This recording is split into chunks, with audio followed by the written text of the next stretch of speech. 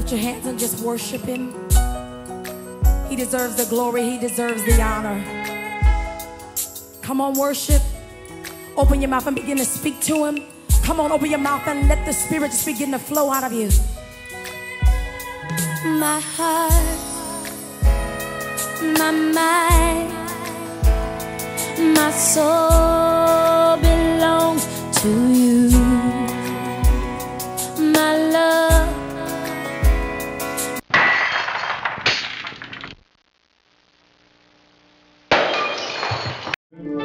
Comme parole de Dieu. Parole de Dieu. Comme parole de Dieu. Parole de Dieu. Comme parole de Dieu. Parole de Dieu. Comme parole de Dieu. La parole, elle était au commencement et toutes choses ont été faites par elle.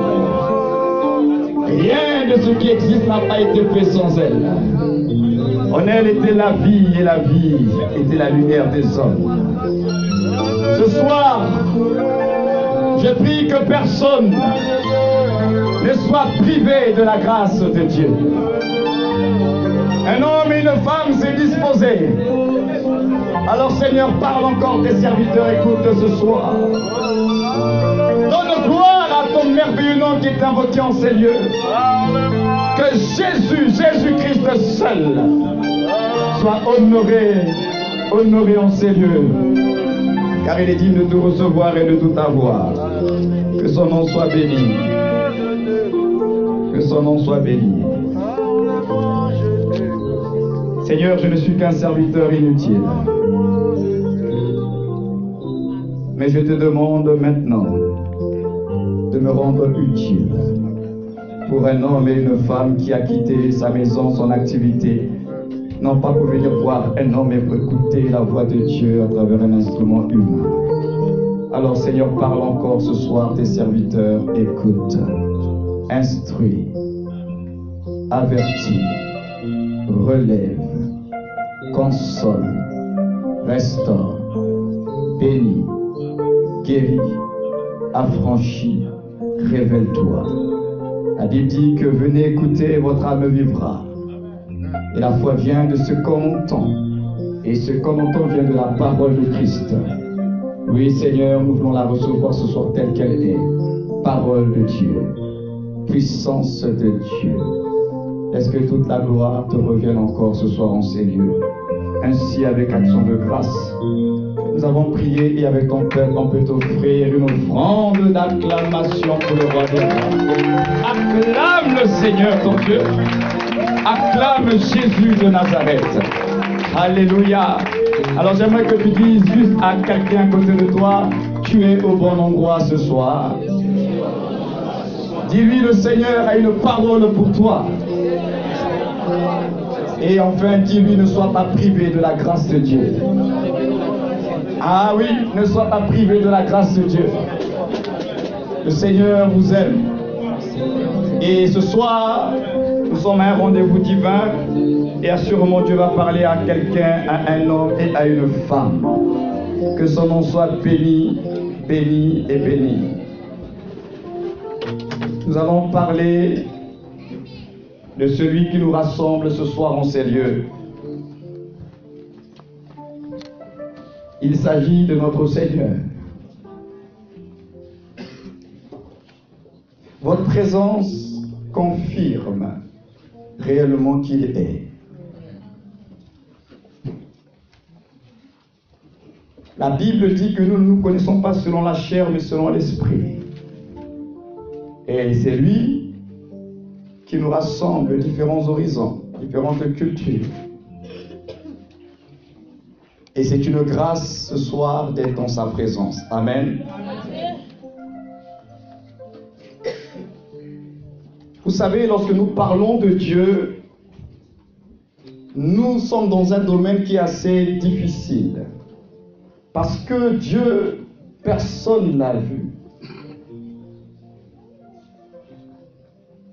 Et tout ce que nous connaissons à son sujet, c'est ce que lui a voulu que nous puissions connaître. Parce que Dieu est mystérieux.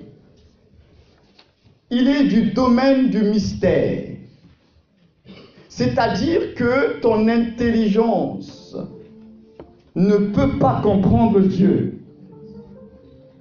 Ce que tu comprends de Dieu, c'est ce qu'on appelle la révélation.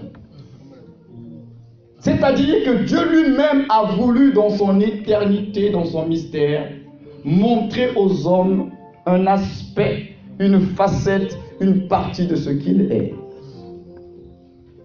Et quand Dieu ne se révèle pas, alors c'est là qu'il y a problème. Et souvent je le dis, faute de révélation, les gens tombent dans l'imagination. Quand Dieu ne se révèle pas, on commence maintenant à inventer. Imaginez à quoi il ressemble et comment il fonctionne. C'est pourquoi, n'ayant pas la révélation, on a commencé à lui donner des appellations. Les Romains l'ont appelé Jupiter. Les Grecs l'ont appelé Zeus. Les philosophes l'ont appelé l'absolu, l'idée, la raison, la cause causante non causée. Quand il n'y a pas la révélation, il y a l'imagination. La Bible déclare que personne n'a jamais vu Dieu si ce n'est le Fils qui est sorti du sein du Père et qui nous l'a révélé. Amen. Et c'est de celui-là, ce Fils dont nous allons parler. Parce que s'il n'y a pas le Fils, tu ne peux pas comprendre Dieu. C'est par le Fils qu'on peut observer, comprendre qui est le Dieu invisible. Mais si ce Fils-là, c'est pas clair, tu parleras de Dieu, mais est-ce que tu parleras du vrai Dieu? Parce que le mot Dieu, là, le concept de Dieu, ça veut tout dire comme ça veut aussi rien dire en même temps. Parce que tout le monde dit Dieu, Dieu, Dieu et Dieu. Mais ce Dieu dont tout le monde parle là, il faut qu'il soit révélé. Ils ont voulu nous faire croire que tous les chemins mènent à Dieu, c'est faux. Nous sommes en train de parler dans cette édition de Christ l'incontournable.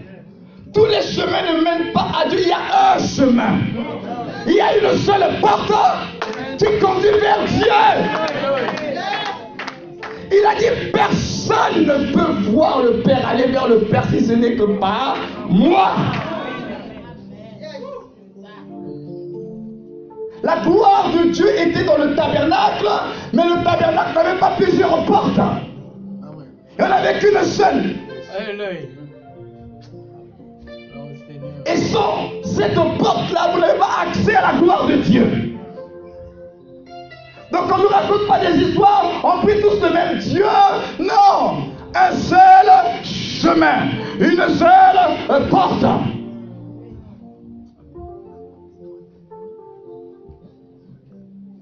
Le Fils. C'est pourquoi lui-même, lorsqu'il est venu, il a dit sans moi, sans moi, sans moi, vous ne pouvez, sans moi, vous ne pouvez rien faire. En d'autres termes, je suis l'incontournable. Pour faire, vous avez besoin de moi. Pour porter du fruit, vous avez besoin de moi. Pour vous développer, vous avez besoin de moi. Pour prier Dieu, vous avez besoin de moi. Pour adorer, vous avez besoin de moi. Sans moi, vous ne pouvez rien faire. Mais toi, tu veux faire sans lui comment? Sans lui, ce n'est qu'un feu de paille. Ça va s'éteindre. Mais avec lui, c'est un buisson ardent qui brûle, qui ne s'éteint pas. Ça va brûler, ça ne s'éteindra pas. Parce que ce qui est de Dieu, ce sont des marques déposées, pièces uniques. Et personne ne peut imiter quand c'est de lui. Incomparable. Incontournable. Il est cette fenêtre qui nous permet d'observer le Père.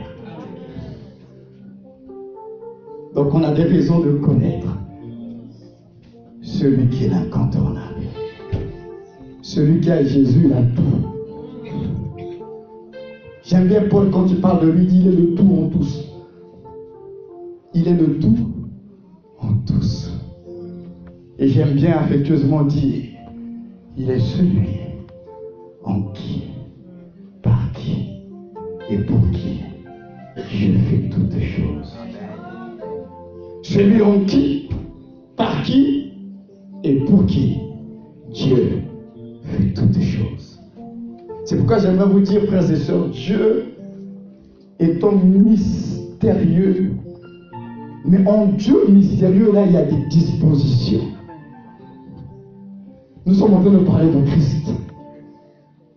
En Dieu mystérieux, il y a des dispositions. Et dans ce Dieu mystérieux, il y a la disposition de la création. Il y a la disposition de la rédemption. Il y a la disposition de la régénération. C'est pourquoi lorsqu'on parle de Christ, la Bible dit que c'est le mystère de Dieu en lui-même. C'est pas en dehors de lui. Voilà pourquoi Jean dit au commencement était la parole. La parole était avec Dieu. Et Jean termine en disant et la parole était Dieu. Christ est une disposition divine. Lorsque Dieu crée, il le crée dans cette disposition-là qui est en lui-même. C'est pourquoi il est mystérieux. Parce que avant que Dieu crée, il est. C'est tout. Ce qui définit Dieu, ce n'est pas la création. Dieu est Dieu pas parce qu'il crée les choses. Lui-même, il dit que je suis celui qui est. Dieu s'est défini comme étant l'être. Celui qui est. Mais dans la création, il est une fonction dans la divinité. Le Dieu qui est, c'est celui qui crée. Le Dieu qui est, c'est celui qui nous rachète. Le Dieu qui est, c'est celui qui nous régénère. Mais avant de faire, il est. Donc avant qu'il crée le monde invisible et visible, qu'est-ce qu'il faisait? Dieu est. C'est tout. Ah oui. Dieu est. Il a dit, je suis celui qui est. Maintenant, quand Dieu veut rentrer dans différentes fonctions, c'est là que nous rentrons dans le mystère de Christ. Mystère de Dieu en lui-même. Éphésiens chapitre 3.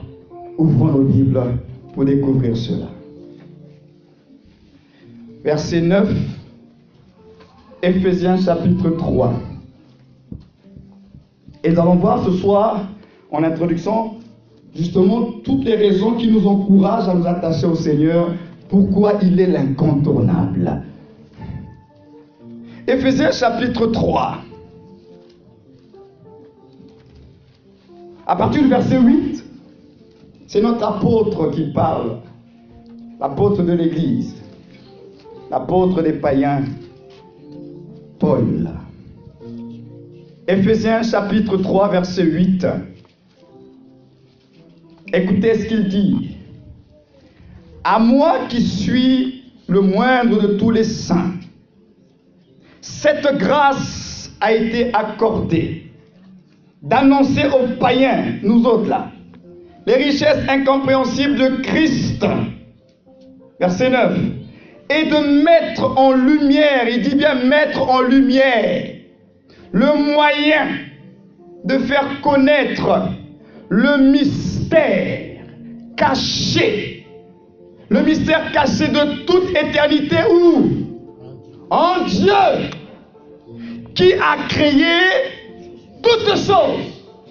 Le mystère caché de toute éternité, mais caché où? En Dieu. C'est ça, Christ. C'est le mystère de Dieu.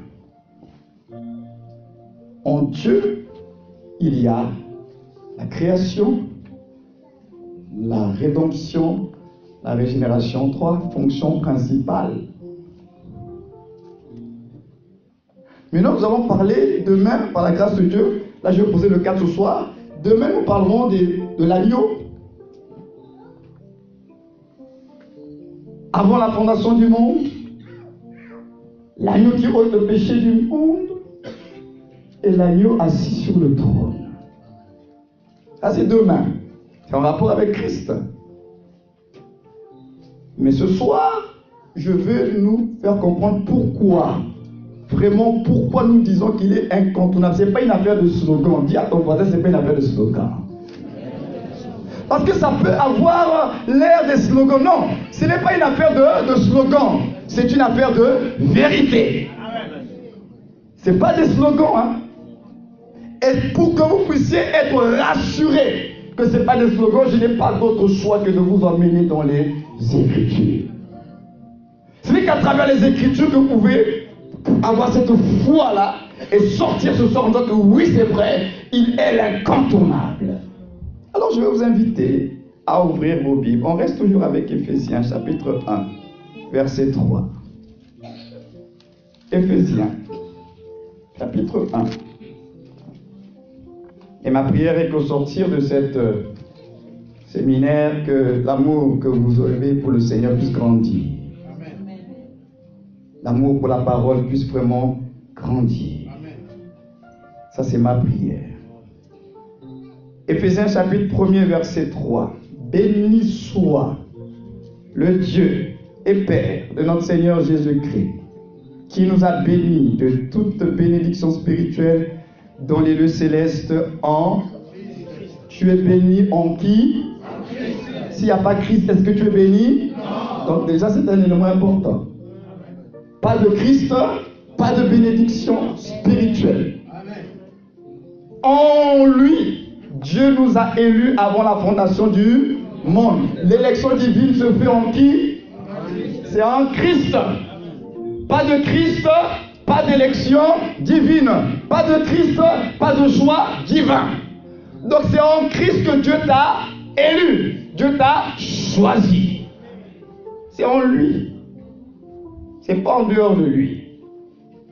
Pour que nous soyons saints et irrépréhensibles devant lui, il nous a prédestinés dans son amour à être ses enfants d'adoption par... L'adoption se fait en qui? Par qui? Pas de Jésus, pas d'adoption. Pas de Jésus, pas de fils de Dieu. Parce que c'est lui qui inaugure les fils de Dieu. Avant lui, avec les serviteurs de Dieu. Mais les fils commencent avec Jésus. Donc pas de Jésus, pas de fils de Dieu. Pour célébrer la gloire de sa grâce dont il nous a favorisés dans le bien-aimé. Verset 7. En lui nous avons quoi? Nous avons la rédemption, le rachat. Donc, enlever Jésus, est-ce qu'il y a le rachat? Donc, ça veut dire que s'il n'y a pas le rachat, on est encore dans nos péchés. Mais comme il y a Jésus qui est là, nous sommes rachetés, délivrés de nos péchés. C'est pas une bonne nouvelle, ça? Et ça se passe en lui. Selon la richesse de sa grâce, que Dieu a répandu abondamment sur nous par toute espèce de sagesse et d'intelligence. Il nous a fait connaître le mystère de sa volonté selon le bienveillant dessein qu'il avait formé en lui-même. Tout se passe en Dieu. Même toi-même là, ça se passe en lui. Nous ne sommes que la manifestation de ce qui était en Dieu.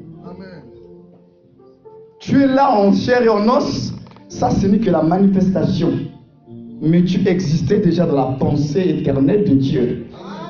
Avant la fondation du monde. C'est avant la fondation du monde que Dieu nous avait connus. Dieu n'est pas en train de nous découvrir. Dieu n'apprend pas à te connaître aujourd'hui. Avant que tu sois manifesté, Dieu te connaissait déjà. Parce que tu es un esprit dans un vase. Ton corps ce n'est qu'un vase. Mais ton véritable toi c'est un esprit. Créé à l'image et à la ressemblance de Dieu. Tu n'es que un vase dans lequel l'esprit qui était avant la fondation du monde te connaissait. Il dit quoi?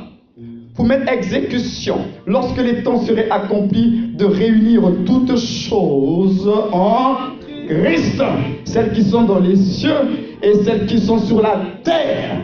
C'est lui, El Elyon, maître du ciel et de la terre, réconciliateur de Dieu avec les hommes.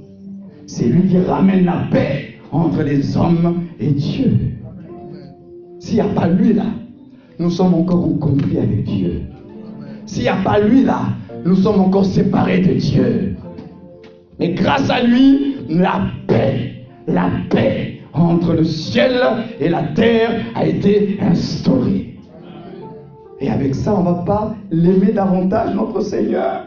En lui, nous sommes aussi devenus quoi? Héritiers. Donc, sans Jésus, il n'y a pas d'héritier. Qui dit pas d'héritier, il n'y a pas d'héritage. Donc, nous parlons d'héritier, là, c'est en lui. Donc, vous ne pouvez pas parler d'héritage. On est là, on va posséder l'héritage. L'héritage en question, là, vous l'avez eu comment? C'est par lui.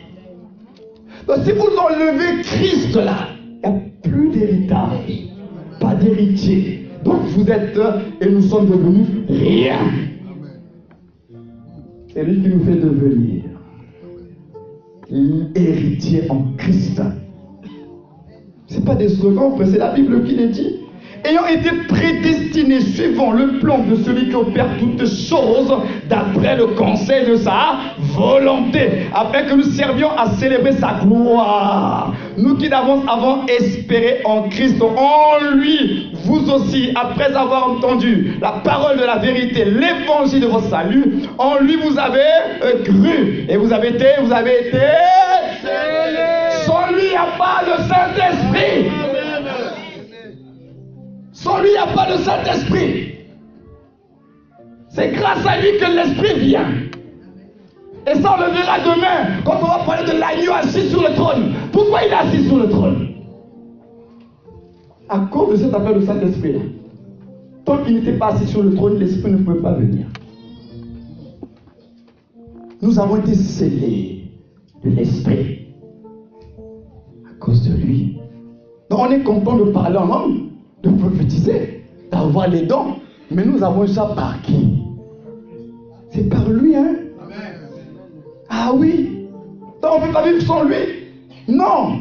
Une fois je faisais une prière au Seigneur, je dis Seigneur, vraiment, je ne veux pas être amnésique, je ne vais pas oublier. Parce que j'avais suivi un film d'une personne qui avait perdu la mémoire, qui avait tout oublié. Et j'ai dit, Seigneur, je t'en supplie, je ne veux pas être amnésique, je ne veux pas oublier, je ne veux pas perdre la mémoire. C'est quand tu as perdu la mémoire, tu as perdu tous tes repères, hein, c'est fini. Je dis, Seigneur, je ne veux jamais oublier. Oublier où tu m'as pris et où tu es en train de m'emmener. Je ne veux pas oublier. On vit dans une société de plus en plus, les gens sont ingrats. Mais pourtant, la Bible dit que celui qui offre à l'Éternel un sacrifice de reconnaissance le glorifie. Ça veut dire que toutes les fois où tu manques la reconnaissance, tu voles la gloire de Dieu. Ah oui, il y a plusieurs façons de voler la gloire de Dieu. Quand tu n'es pas reconnaissant, en reconnaissant que la source de ce que tu as, de ce que tu es, ça vient de Dieu, tu voles la gloire de Dieu. Parce que tu n'as rien de toi-même. Ce que tu as, tu l'as par grâce divine. Si chacun doit prendre ce qui est à lui, mais Dieu dit, bon d'accord, comme tu me dis que c'est pour moi là. Dieu dit, bon moi je vais prendre pour moi, je prends le souffle de vie. Pas de garde pour toi. Dis-moi, tu vas vivre comment? Sans le souffle de vie, tu peux vivre? Alors, même la santé là, tu n'as pas payé pour l'avoir. Si Dieu dit, bon j'enlève la santé, tu vas faire comment pour aller au travail? Non. Tout vient de Dieu. C'est la grâce de Dieu. Donc, sachant reconnaître Dieu, la Bible dit que reconnais l'Éternel dans toutes tes voies. Quand tu ne reconnais plus Dieu, tu voles la gloire de Dieu. Et ça devient un véritable problème. Verset 14, lequel est un gage de notre héritage pour la rédemption de ceux que Dieu s'est acquis pour célébrer sa gloire. Chapitre 2, verset 13, Éphésiens. On reste dans Éphésiens. Chapitre 2, verset 13. Mais maintenant, en Jésus-Christ, vous qui étiez jadis éloignés, vous avez été rapprochés par le sang de Christ. Nous nous approchons de Dieu par le sang de Christ. Autrefois, la personne connaissait Dieu. Dieu là, avant, il était le Dieu des Juifs. Tout le monde ne priait pas Dieu. Tout le monde n'invoquait pas Dieu. Aujourd'hui, tu peux invoquer Dieu tranquillement. C'est à cause de qui? À cause de Christ. Mais hier, tout le monde n'avait pas le privilège de l'appeler Père. Toi, tu l'appelles Père aujourd'hui avec assurance à cause de quelqu'un. Christ. Même prier, là, tu t'approches de Dieu pas par toi-même. Par toi-même, là, tu ne pourrais pas, tu vas mourir. Nous nous approchons de Dieu par Christ.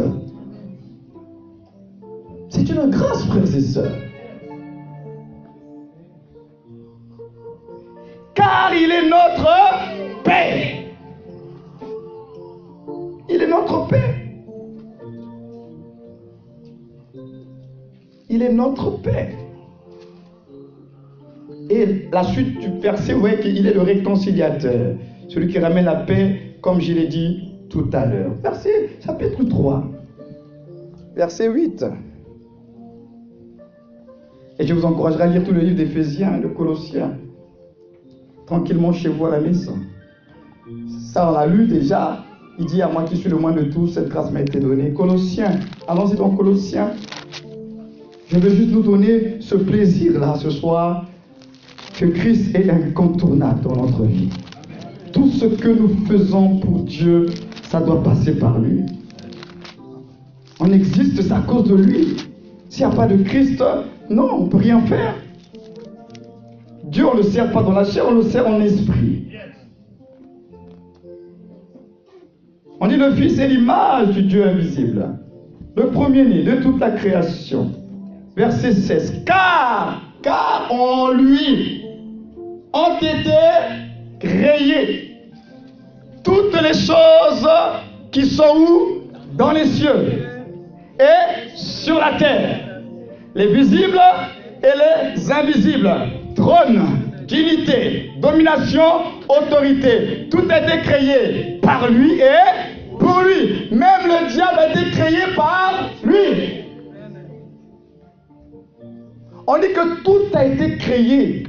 Tout a été créé par lui. Maintenant, on veut nous faire croire cette histoire-là, non? Il y a la lutte entre le bien et le mal. C'est comme s'il y a 50% du bien, 50% du mal et encore une lutte. Il n'y a même pas de lutte. Nous avons un Dieu créateur d'un côté et tout le reste ne sont que des créatures. Comment vous voulez mesurer le créateur avec ses créatures? Lucifer n'est qu'une créature. Il a été créé. Mais le Dieu que toi tu pries là, lui n'a pas été créé, il existe par lui-même. Il n'a pas de commencement, il n'a pas de fin. Ce qui fait qu'un Dieu comme ça, là, tu ne peux pas lui faire le chantage. Seigneur, si tu ne fais pas, moi aussi je veux faire l'église, moi aussi je veux prier. Mais entre toi et Dieu, qui va perdre? C'est toi-même, Dieu ne perd rien. Il se suffit à lui-même. Il ne lui manque rien. Il est parfait. Il est plénitude. Il a toutes choses. C'est toi et moi qui avons des problèmes.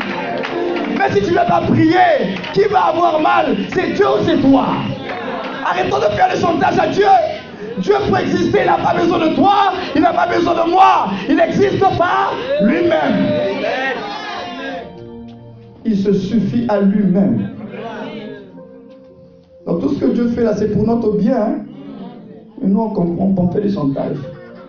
Si Dieu ne le fait pas, on dit je vais le faire. Hey. Mais tu vas mourir. Tranquillement. Puis Dieu dit voilà, tu n'avais pas compris, on va faire comment?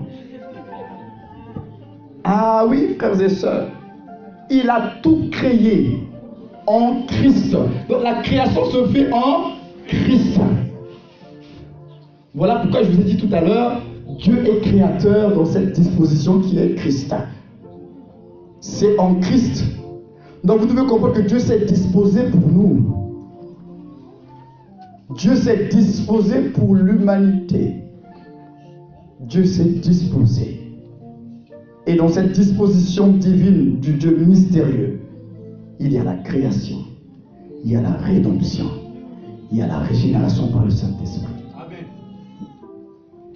Dieu s'est disposé. J'aurais pu aussi intituler ce message autrement, tout simplement dire que Dieu s'est disposé. Et les dispositions divines, c'est la création, la rédemption, la régénération, qui nous introduit dans le mystère de Christ. Il est le créateur, il est le rédempteur dans le corps de chair appelé Jésus de Nazareth. Il est régénérateur par le Saint-Esprit. Et tout ça, c'est le mystère de Dieu. Père, Fils, Saint-Esprit. La parole était avec Dieu et la parole était Dieu. C'est tout. En réalité, si vous lisez bien Jean, le chapitre 1er de Jean résume tout. Je n'arrive pas à comprendre pourquoi les gens sont dans des débats et dans des polémiques. Jean nous explique.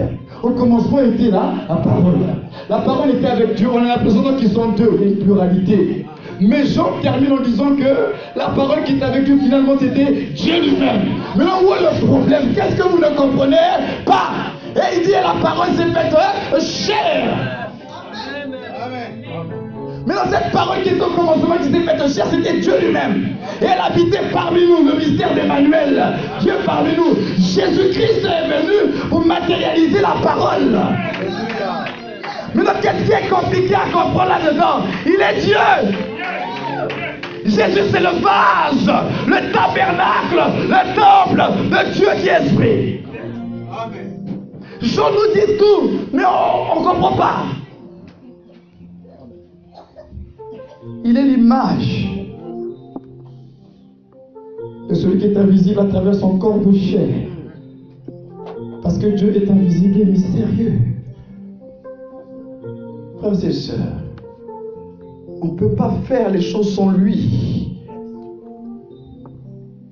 C'est pourquoi il a dit sans moi, vous ne pouvez rien faire. Verset 17, on dit, il est avant toutes choses. Et toutes choses subsistent où? C'est en lui, c'est pas en dehors de lui. Vous vous rendez compte? Tout se passe en lui. Toutes choses subsistent en lui. Il est la tête du corps de l'Église. Il est le commencement, le premier-né d'entre les morts, afin d'être en tout le premier, car Dieu a voulu faire habiter en lui toute plénitude. Il a voulu par lui tout réconcilier. On dit, il a voulu par lui tout réconcilier avec qui? Avec lui-même. Dieu n'a pas réconcilié avec quelqu'un d'autre. C'est avec lui-même. C'est avec lui-même. Oh Seigneur, aide-nous à comprendre ces choses. Et nous allons terminer le chapitre 2 de Colossiens.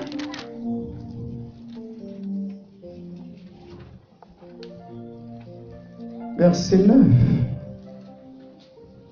C'est pourquoi je dis, ce soir, je voulais juste vous faire comprendre pourquoi il est incontournable. Dans tous les domaines, on le retrouve là. Il n'y a rien qui concerne Dieu où on ne va pas le trouver. Bien au contraire, c'est lui qui fait tout. Il est Verbe de Dieu, parole de Dieu. Il est en même temps bras de l'Éternel. Il est le tout. Car en lui, verset 9, chapitre 2 de Colossiens, habite corporellement. Corporellement. Qu'est-ce qui habite corporellement? Toute la plénitude de la divinité. On a dit toute. On n'a pas dit une partie. On a dit toute la plénitude de la divinité habiter dans un corps, le corps de Jésus. Ça veut dire que le Dieu immense, infini, il s'est lui-même compressé, il s'est lui-même zippé dans un corps d'âme. Jésus de Nazareth. Dieu s'est zippé. On a dit toute, il n'a pas donné une partie. Il dit toute la plénitude était dans le corps de cet homme. Voilà pourquoi nous déclarons, et nous n'avons pas honte de le dire, Jésus-Christ est Dieu. Parce qu'on a dit tout. On n'a pas dit un peu. Un peu, on l'aurait compris, hein. On a dit tout. C'est pourquoi lorsqu'on parle même du Saint-Esprit, il dit quoi? Dans les derniers temps, je répondrai de mon esprit. Ce n'est pas l'esprit de quelqu'un d'autre, hein. Dieu dit mon propre esprit. C'est-à-dire encore moi-même. Dieu est esprit, non? Alors il dit je répondrai de mon esprit sur toute chair. Donc le Saint-Esprit que vous avez là, c'est Dieu lui-même en vous. Ce n'est pas l'esprit d'un prophète d'Élie, c'est lui-même. Il faut que nous comprenions les mystères de Dieu. Donc à ce moment-là, comme Jésus de Nazareth, nous devenons les vases. Nous devenons les tabernacles de Dieu. Tu deviens le temple. Voilà quand Paul pouvait dire, ne savez-vous pas que vous êtes le temple du Saint-Esprit, une habitation de Dieu en esprit, par Jésus-Christ. Ce soir, j'aimerais que tu puisses te lever, prendre le temps d'apprécier ce que tu as en Christ. En lui, tu as tout. L'élection, la rédemption, le pardon, la justification, le rachat. Tu as tout en lui. Et donc, en d'autres termes, sans lui, tu n'as rien. Mais avec lui, tu as tout. À toi de choisir. Si tu n'as jamais rencontré Jésus, jamais reçu, on dit à tous ceux qui l'ont reçu, à ceux qui croient en son nom, elle a donné le pouvoir de devenir. C'est un privilège, devenir. Non, on ne devient pas enfant de Dieu parce qu'on a été longtemps à l'église avec les parents, on est né dans une famille chrétienne. Non, non, non, non, non. C'est un privilège, c'est un pouvoir que tu reçois lorsque tu veux, tu l'acceptes dès que tu crois en son nom, c'est-à-dire en sa personne. Et à ce moment-là, tu rentres dans le devenir. Si c'est mon nom, j'ai grandi dans une famille chrétienne, non, non, non, non, non. À ceux qui l'ont reçu. La Bible ne s'arrête pas là. On ajoute et ceux qui croient en son nom. Si tu le reçois et tu ne crois pas en lui, tu ne deviendras pas. Pour devenir, il faut recevoir et croire. Et quand tu as cru, alors tu vas rentrer dans le devenir. Enfant de Dieu, héritier de Dieu, co-héritier de Christ, assis dans les lieux célestes, avec une destinée cachée, que même les sorciers de ta famille vont te chercher, ils ne te voient plus. Elle est où on ne la voit plus? On ne la voit plus. Parce que tu es maintenant en Christ. Ta vie est maintenant cachée en Christ, en Dieu. Si sa femme te cherche, il faut qu'il ait rencontré Jésus d'abord. Mais il ne peut pas. Parce qu'il sait qu'à Golgotha, la défaite qu'il avait reçue là, il ne peut pas. Alors levons-nous ce soir, bénissons le Seigneur pour Jésus le Christ, l'incontournable de Dieu pour ta vie, pour Jésus-Christ. Bénis le Seigneur, bénis le Seigneur, bénis le Seigneur, bénis le Seigneur. Jésus-Christ est le don de Dieu. Il a dit à cette femme samaritaine, si tu connaissais le don de Dieu, si tu connaissais le don de Dieu, si tu connaissais le don de Dieu, si tu connaissais le don de Dieu, Dieu a donné la solution aux problèmes du monde. Dieu a donné la réponse aux interrogations des hommes. Dieu a donné. Dieu a donné. Si tu connaissais le don de Dieu, si tu connaissais le don de Dieu, Jésus est venu en chair pour que tu sois réconcilié avec le Père. Frères et sœurs, les temps sont mauvais. Le Seigneur est à la porte.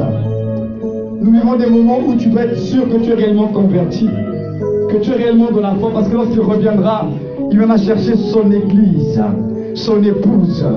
Celui-là, celle-là qui porte son esprit, qui est scellé de son esprit. Est-ce que ce soir tu peux avoir l'assurance que tu as été scellé du Saint-Esprit, que tu portes l'Esprit de Dieu? Parce qu'il ne viendra chercher pas tout le monde. Il ne viendra pas chercher pas tous ceux qui prient, pas tous ceux qui vont à l'église. Il vient chercher son épouse. Il vient chercher celle qui lui appartient. Celui qui porte le témoignage de son esprit. Si ce soir tu n'as pas cela, lève seulement ta main droite de là où tu es pour te réconcilier avec Dieu. La nuit est avancée. Le jour approche. La nuit est avancée. Le jour approche. Jésus est à la porte. Il est à la porte. Il est à la porte. Il ne vient pas chercher des religieux, mais il vient chercher des hommes et des femmes qui lui appartiennent. Lève seulement ta main là où tu es. Ce soir, c'est un soir de réconciliation également. Pour que tu te réconcilies avec ton Dieu. Pour que tu le reçoives. Pour que tu crois et que tu deviennes. Lève seulement ta main. Je vais prier pour toi. Te recommander entre les mains du Seigneur. Lève seulement ta main. Ésaïe a dit, qui a cru à ce qui nous était annoncé? Qui a reconnu le bras de l'Éternel? Qui a cru à ce qui nous était annoncé? Qui a reconnu le bras de l'Éternel? Lève seulement ta main droite là où tu es. Je vais prier pour toi. Tu n'es pas arrivé ce soir en ces lieux par hasard. Dieu a un projet pour toi. Dieu a un projet pour toi. C'est pourquoi tu es là ce soir. Il a un projet de paix pour toi. Il a un projet de délivrance pour toi. Il a un projet de guérison pour toi. Il a un projet de restauration pour toi. Il a un projet de relèvement pour toi. Tout simplement, ta main droite levée vers le ciel, comme pour dire à ton Dieu, Seigneur, j'ai besoin de toi. Seigneur, j'ai besoin de toi. Seigneur, sauve-moi. C'est tout simplement un acte de foi que je te demande ce soir. Lève ta main droite pour dire, Seigneur, j'ai besoin de toi. Seigneur, sauve-moi. Sauve-moi, Seigneur. Sauve-moi, Seigneur. Seigneur, je prie ce soir maintenant pour ces mains qui se sont levées avec foi devant ton trône de grâce. Tu connais chaque individu qui a levé sa main. Seigneur, nous sommes justifiés par la foi. Alors je prie qu'elles entrent dans leur justification maintenant au nom de Jésus-Christ de Nazareth. Seigneur mon Dieu, à cause de leur acte de foi, révèle-toi à elles. Maintenant au nom de Jésus. Seigneur, tu reviens pour chercher ton église. Ces hommes et ces femmes que tu connais par ton nom, par leur nom. Alors ce soir, souviens-toi de ces mains qui sont levées. Souviens-toi de ces mains qui sont levées. Vous qui avez levé vos mains vers le ciel, la Bible dit, si tu confesses le Seigneur Jésus-Christ, si tu crois dans ton cœur que Dieu l'a ressuscité d'entre les morts, tu seras sauvé. Si tu confesses le Seigneur Jésus, si tu crois dans ton cœur que Dieu a ressuscité des morts, tu seras sauvé. C'est la vie. Alléluia. Rechercher. Parle à Jésus maintenant. Parle à ton Seigneur. Que Seigneur, j'ai besoin de toi. Alléluia.